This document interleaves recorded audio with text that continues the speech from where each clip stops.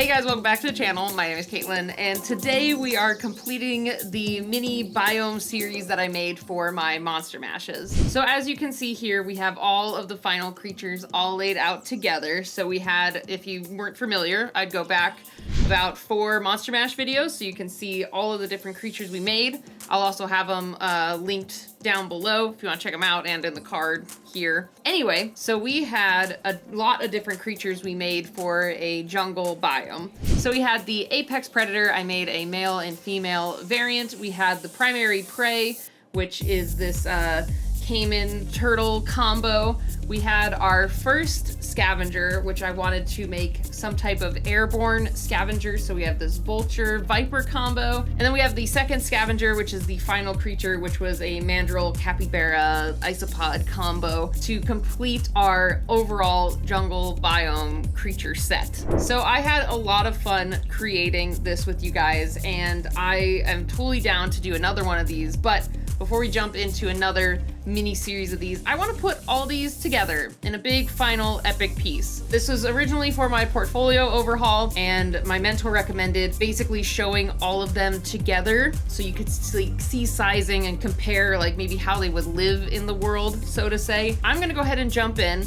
We're gonna make the full scene of kind of like a rainforesty jungle, maybe like by a riverbank piece, where we're gonna have them all on display and basically let them all be like the highlight of the piece. I also am pushing myself because I don't really paint backgrounds as often, so this is gonna be pushing myself outside my comfort zone, but I'm really excited to try it out. So yeah, I wanted to really try something different, push myself outside my comfort zone, do a full painted render of a background, and just see where it goes. I'm gonna be kind of looking at a few things online while I'm working on it because, like I said, I'm not really familiar with painting backgrounds. So we're gonna kind of work on maybe observing how other artists paint some trees and some bushes, and I'm gonna use a lot of different random brushes and just kind of feel it out. It's not gonna be a super rendered background, like it's gonna be more rendered than I usually do because I still want to show the creatures as the highlight. That's the main thing I want the viewer to take away from this, is the creatures more so than the background. So let's jump in. I'm gonna kind of get some sketches going, we'll get the painting going and see where we go and figure out how we're gonna lay out this overall piece. All right, so with a couple of my creatures laid out and generally placed where I wanted them to be in the overall composition, I wanted to start sketching out where the different shapes and plants would go. Basically, I wanted this to be a really lush and thick jungle with like lots of different flora and like trees and all the cool stuff. So I just wanted to get that generally blocked in so then I could start planning out, I guess, exactly how to execute the painting and line work in general. And then I wanted there to be at least some dimension, so we have some trees in the foreground with some bushes and another down tree, and then a couple of trees further back in the background. Okay, so I got the sketch phase generally figured out, so I kind of got an idea of where I want to place all of these creatures and generally what the background's going to look like. I wanted to show some like bigger trees since we do have these mandrill monkey capybara combos. I wanted to make sure that they had some place that they could go up into the trees and get away from maybe the apex predator if it's chasing it away from its prey.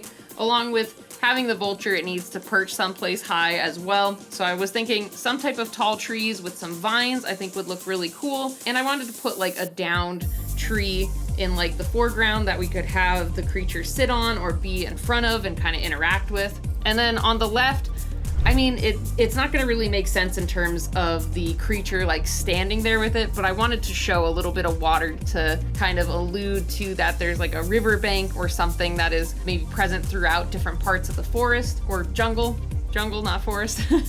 And I just wanted to make sure to show at least a little bit of a water element to it. So I'm really liking where this sketch is going, and I think we're gonna go ahead and develop some line work and like start playing around with how I want to do this and figure out how I want to render this, because like I said, not really familiar with backgrounds, so let's see how it goes. Let's jump in. So with the sketching all done and a general idea of where I was going with this piece, it was time to jump in and start the line work. So I talk about this a bit more once I'm done with painting the background, and I kind of discussed it here at the end of the video, but where I struggle a lot with my backgrounds is kind of not knowing exactly how I want to render them, and I probably should start looking at some references of pieces that I really like how they are rendered. So typically my brain goes to, first off, doing line work. So after the sketch, I'll go through and do the line work for all the shapes and different things in the background, which is both positive and negative in my perspective. For example, I got really into doing the line work for the grass, which I did think looked good in just the line work phase, but later on it proves to not be as clean looking when I'm doing the coloring phase. But I really like having it for kind of establishing the shapes in different parts of the background, like the trees and the different knots and bark texture that's within the trees. I really like doing with line work, but I don't know. It's been a little hard for me to figure out exactly what I want to do. For example, I talk about it later on, a lot of the times when I think of my backgrounds, I think about doing them in terms of a comic style. I really like the backgrounds in the Avatar: The Last Airbender and Korra comics. I really like them. I think they're clean and they're crisp. And most of the time they do have line work. So I've been trying to figure out that nice middle point of what I want to reach, because it's hard because in the comics though, they color their characters similar to how they color their backgrounds. It's more cell shaded, I guess, stark, here's the shadow line and highlights. It's really hard for me to describe, but they color their characters differently than I do. So then when I try to bridge that gap and color my backgrounds like they do, it just looks like way too stark of a difference for how my creatures are colored compared to how the background is rendered. So that's been a huge struggle for me, because I love doing line art with backgrounds and I really like having that element to it, but I just am really struggling to figure out that middle point, because the rendering that I do works well with the line art for my creatures. That all works together fine.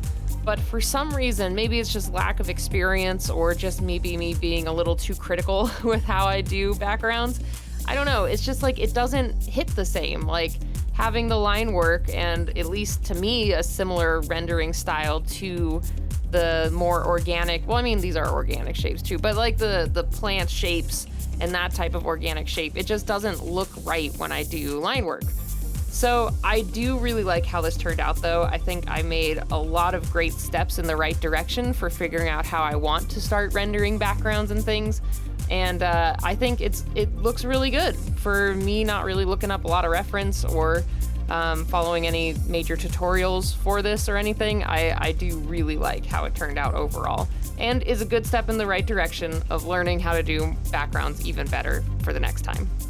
All right, and we are all done with this piece, and I am really pleased with how this turned out. Like I said, not really great with backgrounds. I think I've said it a billion times in this video, but I think this is one of the strongest backgrounds I've done in a really long time. I really like how the rendering turned out. I ended up not using any of my line work for the background because for me, it conflicted too much with the creatures, and I felt that it was kind of hindering my rendering. So basically, I kind of used it to develop the different patterning and shapes that are on the tree, so then I could figure out how the bark would lay and flow and such. But besides that, I didn't really use the line work, and I think that actually benefited me a lot. I really do like backgrounds that use line art.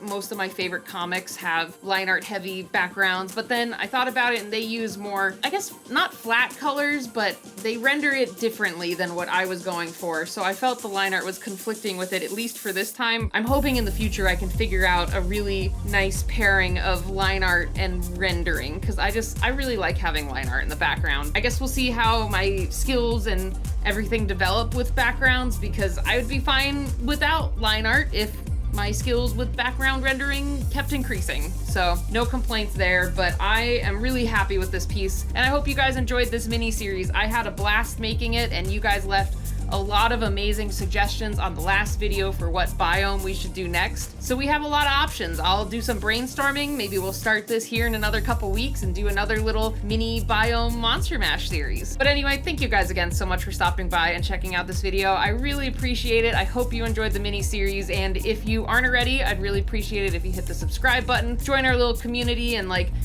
drop me a like down below as well, all those YouTube things to help out the channel, and join my Patreon. If you'd like to support the channel, support me, and get all of these kind of high resolution images and early access to them, you can join my Patreon. But thank you guys again so much for stopping by, and I'll see you guys in the next video. Bye everybody.